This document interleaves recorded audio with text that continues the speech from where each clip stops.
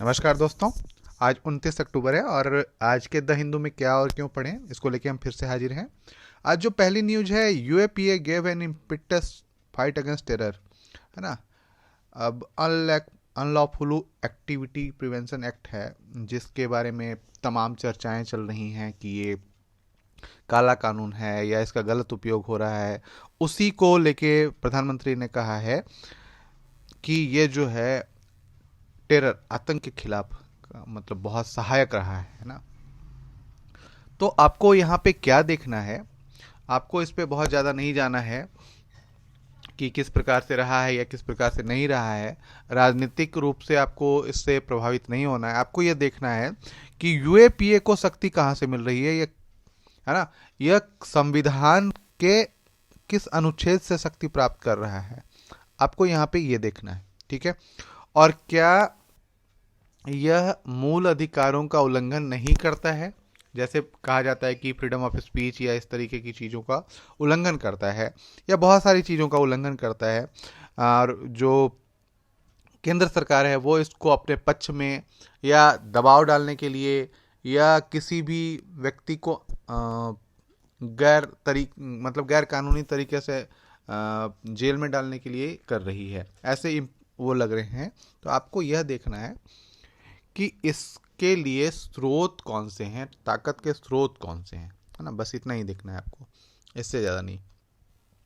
इसके बाद एक प्ली है, plea to protect Tulu Kodava language in Kannada, है ना। तुलु और कोडावा लैंग्वेज है, भाषाएं हैं, और यह बहुत कन्नड़ मतलब कर्नाटका के बहुत ही छोटे से क्षेत्र में बोली जाती हैं। तो आपको यह देखना है, section among Tulu and Kodava speakers in Karnataka have demanded priority of their language too in the draft Kannada language comprehensive development bill, है ना। तो आपको यह देखना है कि तुलु और कोडावा, है ना, किस प्रकार की भाषाएं हैं और कहाँ कहाँ बोली जाती हैं। ये आपको मैप में, जब आप इंडिया का मैप देखते हैं, है ना, ऐसे, तो आपको यहाँ पे देख लेना है कि कहाँ कहाँ पे कर्नाटक में कहाँ बोली जाती हैं, है ना। कर्नाटक में कहाँ बोली जाती हैं, केरला में कहाँ बोली जाती हैं, ये आपको देख लेना है, ठीक है। तो आपको ये देख के टिक कर लेना है। और यदि उसमें डिस्ट्रिक्ट मेंशन है तो आप उसको डिस्ट्रिक्ट तक भी मेंशन कर लीजिएगा, ठीक है। इसके बाद जो है अगली न्यूज वो है पेज 6 पे है।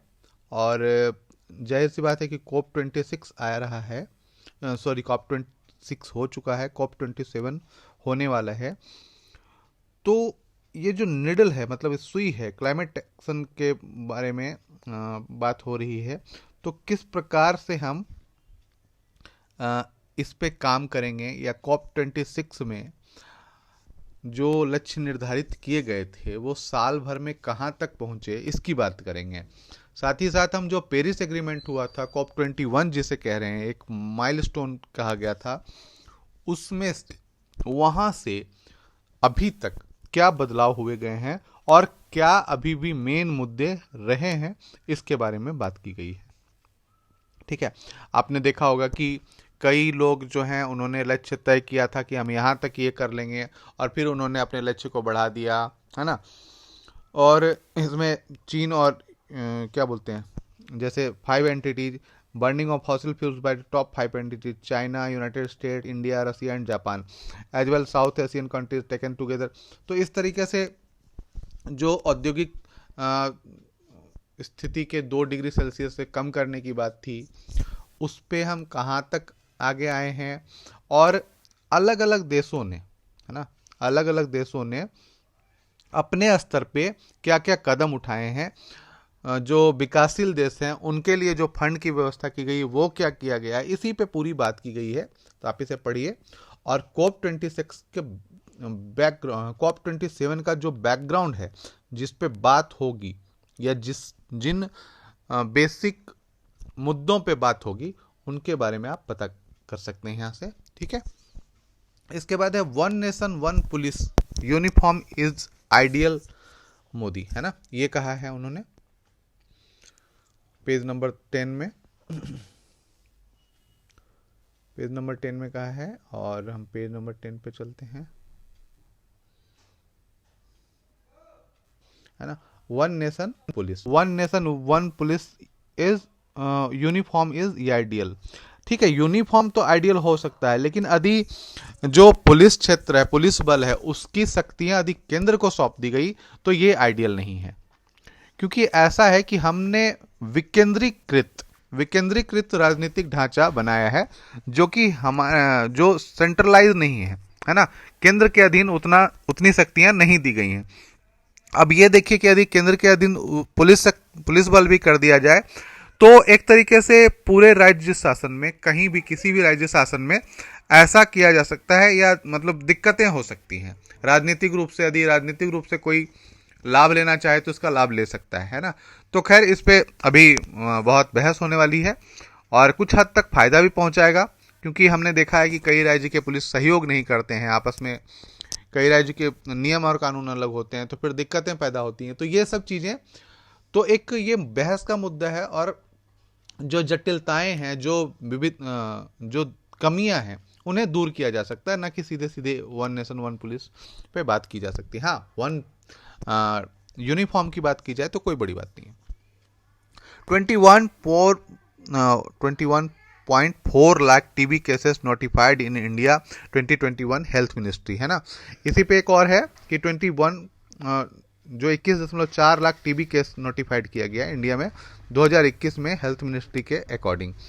तो ये एक बहुत बड़ा संख्या, हम जहाँ पे कह रहे थे कि 2025 तक हम टीबी खत्म कर देंगे, ये पूरी तरीके से समाप्त कर देंगे, वहाँ पे 21.5 लाख के करीब रिपोर्ट की गई हैं। तो आपको यह भी देखना है कि ये जो टीबी बढ़ क्यों रही है, क्या कारण है। पहला तो ये है कि क्या कारण है कि टीबी बढ़ रही है।